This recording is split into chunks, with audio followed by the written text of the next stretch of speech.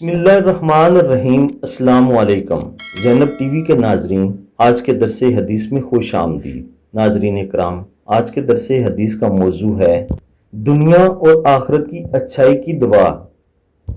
حضرت انس رضی اللہ تعالی عنہ فرماتے ہیں کہ رسول اللہ صلی اللہ علیہ وآلہ وسلم کثرت سے یہ دعا مانگا کرتے تھے، اے اللہ ہمیں دنیا میں بھی اچھائی عطا فرما، آخرت میں بھی اچھائی عطا فرما، اور ہمیں آگ کے عذاب سے محفوظ رکھ۔ صحیح مسلم۔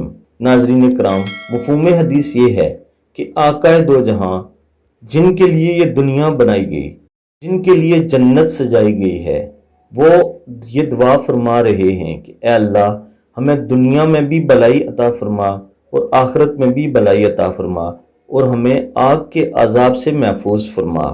تو پھر ہم کس بات کی مولی ہیں؟ کیا ہمارے پاس کوئی جنت کی گارنٹی ہے؟